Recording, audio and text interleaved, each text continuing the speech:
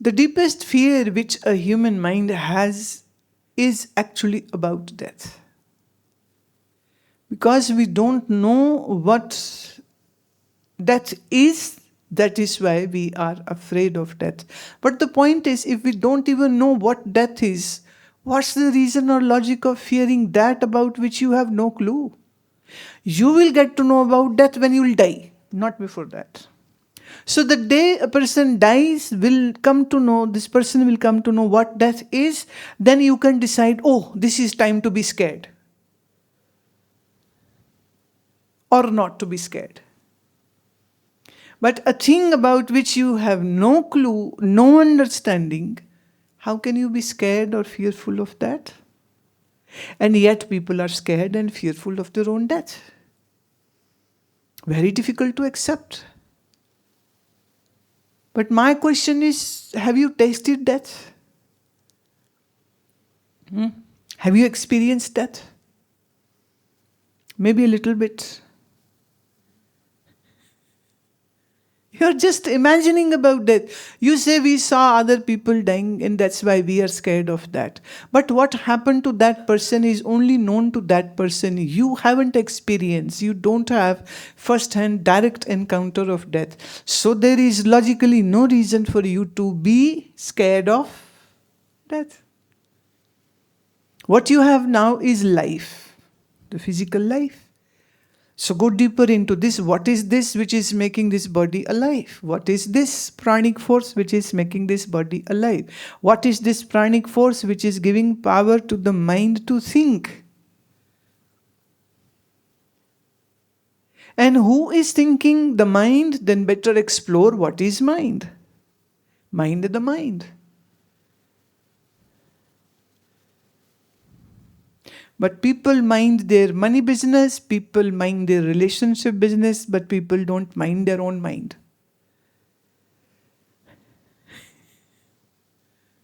So all the fear and scare and hypothetical fears are living and lurking in your own mind, and you have no clue how this mind functions.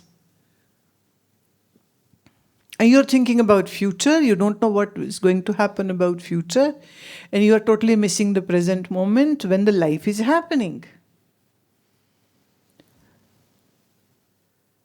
So go deeper into this mind. Look for all those things which makes you better understand about your own mind and about your own true self.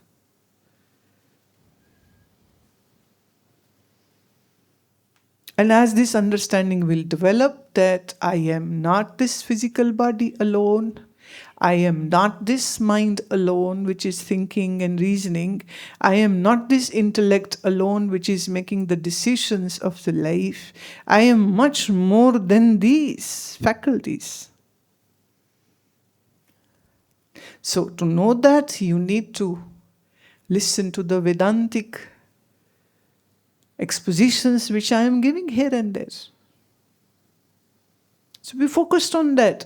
Who is this I? When you say me, what is this me? Go deeper into that. Now you don't go deeper into who you are, but you want to know who God is and why God is doing the stuff which is happening in my life.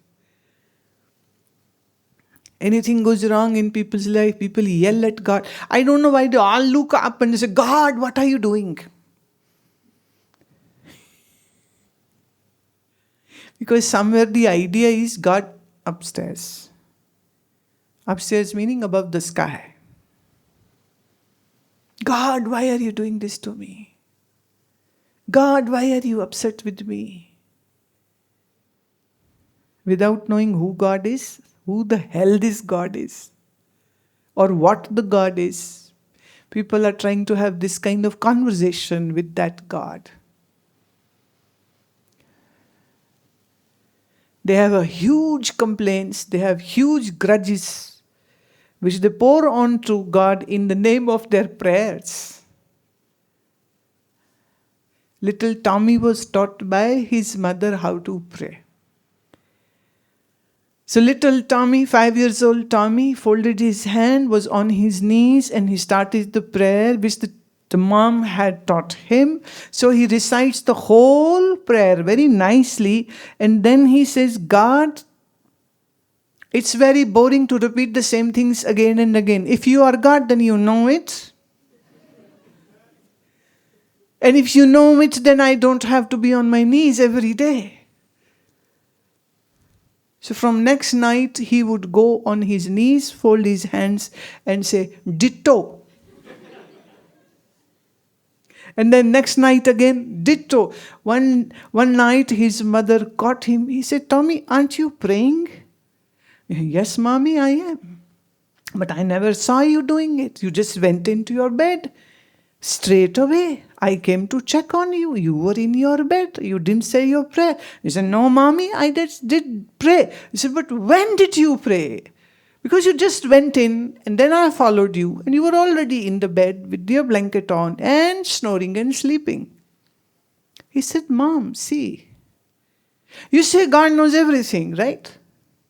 Mommy said, yes. So God wouldn't forget what the words of the prayer are. God is all-knowing, so He knows. Why should I bore Him every day repeating the same thing? Our Father, thy heaven, your kingdom come, your will be done. So I just say, while kneeling on the floor, folding my hands, close my eyes, and I say, ditto. Done. That isn't how you pray, but this is how people teach. So Tommy was given one type of prayer in different religions and different cultures. They have different words and different vocabulary. But it is the same thing which they ask their children to do it every day without realizing who the God is.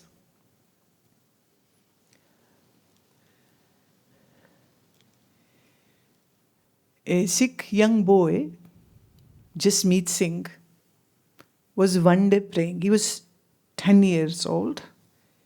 And he was praying, oh Jesus, please pass me in this second term exam. Oh Jesus. His mother heard. He said, what are you doing? We pray only to Vaheguru, not to Jesus. He said, Mommy, just for a small thing, why bother Vaheguru? It's such a small thing. Our Vaheguru is so great. So for a change, I thought I can ask Jesus to help me. The boy doesn't understand. He doesn't either understand Vaheguru, who Vaheguru is, and neither understand who Jesus or what Jesus is, but is just following the ritual what parents asked him to do, to repeat those prayers. And I say, go a little deeper into it.